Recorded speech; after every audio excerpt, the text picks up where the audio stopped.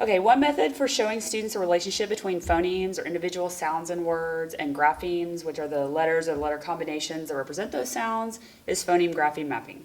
It's a technique for modeling how we encode or spell words effectively. So the only materials that you need for this activity are a document camera, a spelling grid similar to this one, a writing tool, so a pen or pencil. I prefer to use pencil.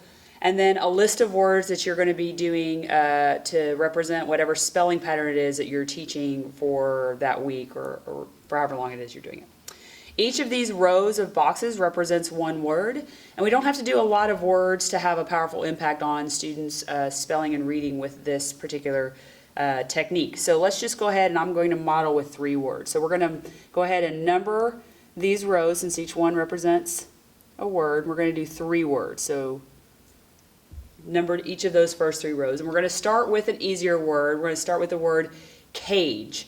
So the way that I do this first is I have all the students say the word cage, and then we're going to tap out the sounds and words. So I'm going to have them tap them out or count the sounds on their fingers. So everybody say cage, cage, and then we would tap out the sounds age. Okay, and that's going to tell us 3 sounds. Each of these boxes represents one sound, so that means we're going to have 1, 2, 3 boxes to represent each of those sounds we just counted. And then what we're going to do is we're going to go through and we're going to sound out that word, and we're going to figure out what are the graphemes, the letters or the letter combinations that are going to represent each of those sounds. And we're going to put those graphemes or those letters or those letter combinations in the boxes. So the first sound, k, what letter represents that sound when it comes before the letter A? And hopefully our students would say C, because we would have taught them that. So k, A, what letter? Hopefully they would say A. And now here in this case, we need another letter to represent to help represent this long A sound. And we would have already taught or be working on vowel consonant E patterns. So hopefully our students would say, oh, we need a silent E at the end of that word. Okay, well, it's a silent E, so it's not going to get its own sound box. We're going to put the silent E here in this box. We're going to mark it out because it is silent. And we're going to draw an arrow over so that we remember that the E is reaching over and kind of tickling that A and making that A say the long A sound. So right now we have K, A, J. What letter? And hopefully they would tell us a G. This is going to be the letter pattern we're actually working on, is this letter combination GE at the end of words. And what I tell students is that what we know in the English language is that we don't end any words with a J. So when we hear the J sound at the end of a word, like in cage, we know we're going to have that GE to represent that J sound. The E makes the G say J, and now we have the word cage. The interesting thing here too is that the E is actually doing double duty. The E is doing 2 things. It's reaching over, it's making the A say the long A sound, and it's also making that E say making that G say the J sound. So we always say that the E is the hardest working letter in the English language because it often is doing more than one job in a word. So that's the word cage. Let's stick with this pattern of the GE, and let's do a little bit different word so we can teach something different here. So let's do the word judge. So everyone say judge, judge, and then we'd count out the sounds. J, j. How many sounds? 3. So we're going to count over 3 boxes. And again, we're going to start to sound out that word and represent those sounds with the letters or letter combinations. So first sound is J. What letter at the beginning of a word? J, J. What letter makes the sound? U, J, J. After a short vowel. After a short vowel, we're going to have 3 letters that represent that sound. And that would be the D, G, E. Now, similar to in cage, we have the GE to represent the J sound. And then some people will say, well, why do we have that D there? Well, the D is actually doing a job. It has a reason. It has a purpose. It's actually keeping this E away from this U so that the E does not reach over and make the U say the oo sound. We don't want the word juge. We want judge. So we have to put a silent D in there to keep that E away from that U. All right, so let's move on to a little bit more complex word. Actually, these 2 words are what we would think of maybe middle to end of 1st grade words. This next word is going to be kind of maybe very end of 1st grade, moving into 2nd grade. We could even use this in the beginning of 3rd grade. This is going to be the word gadget. So again, we're going to say the word gadget. Everybody say gadget, gadget, and then we're going to count out the sounds g, a, j, e, t. How many sounds? 5 sounds, which means we need 5 boxes. I'm going to mark that for my own sake so I remember to stop there. And then we start to sound it out. G, what letter? G. A, what letter? A. J, after a short vowel. D, G, E. Now in this case, what's going to happen next is we're actually going to add a suffix here that starts with a vowel.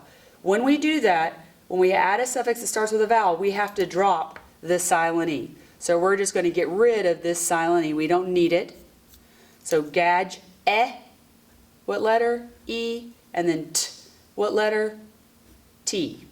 Now one of the things that I have students do is I like for them to circle or box or highlight the morphemes, the meaningful parts in words. So the prefixes, the suffixes, the root words.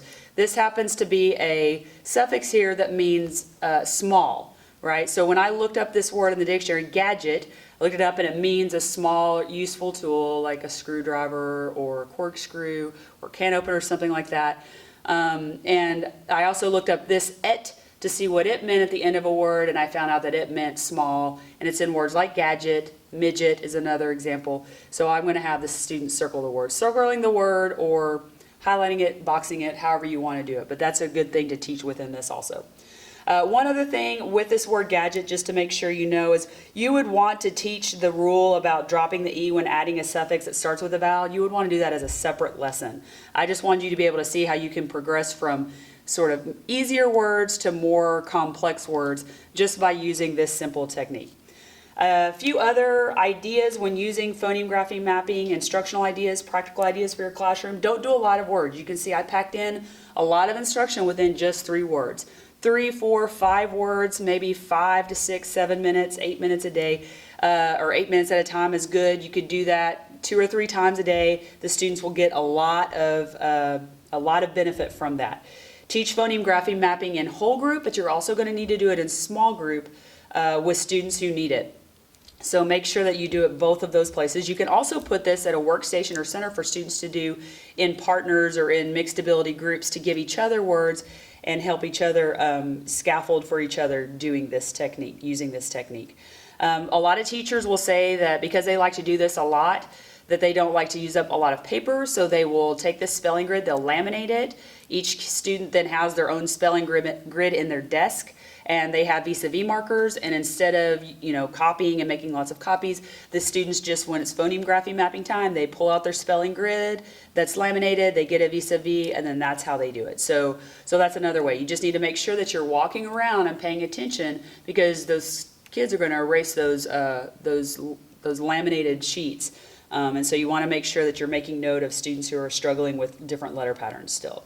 For older students, you might want to use grid paper that has more boxes, right? That's maybe a little bit smaller, so their print is smaller, but also so you can do some longer words, right? So some 3, 4, or 5 syllable words even, right? You can even show the kids how to chunk those syllables. Maybe you box the syllables, something like that, but that way you can also teach some of those morphemes, those roots and prefixes and suffixes I was talking about earlier within this technique.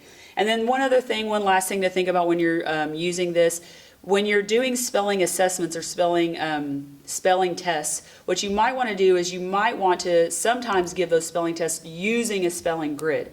So that way it would be very easy to have the students number. They could do, say, 7 or 8 words, and then you can give them credit for the boxes rather than just the individual words, right? So you could give them credit, say you've got 8 words on here that you're having the kids spell, and maybe across those 8 words they're using 8 or 9 boxes, so maybe you're using, I don't know, 60 or 70 of these boxes.